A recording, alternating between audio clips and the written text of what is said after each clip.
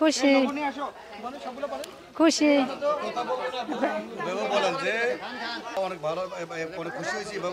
RAB আছে, আমাদেরকে খাবার দিছে, আমরা অনেক খুশি হয়েছি।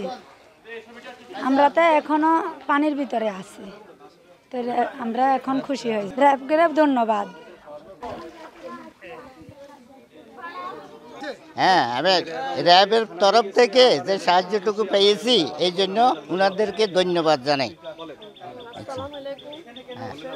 হ্যাঁ, তো ক্ষতিগ্রস্ত আমাদের ভাগ্য নষ্ট হয়ে গেছে, আর বাড়িতে তো পানি একদম বড় বড় কিছু ক্ষতি হয়েছে, লেফটিনটা বেশি ক্ষতি হয়েছে স্যার।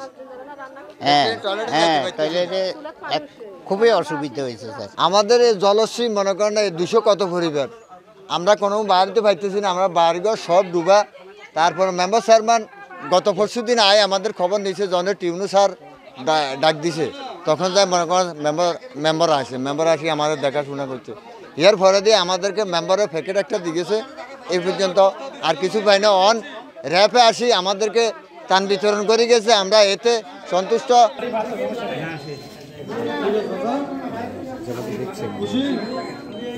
আপনারা জানেন কিছুদিন আগে যে অতিবৃষ্টি এবং ভারী বর্ষণের ফলে নোয়াখালীতে যে ম্যাক্সিমাম বিশেষ করে কোম্পানিগঞ্জ, কবিরহাট এবং সেনবাগ এবং সদরের কিছু এলাকা পানি বন্দী হয়ে মানুষজন দুর্ভোগে এবং জলাবদ্ধতার সৃষ্টি হয়, যার ফলে অনেকেই মানে ঘর বন্দী হয়ে থাকে।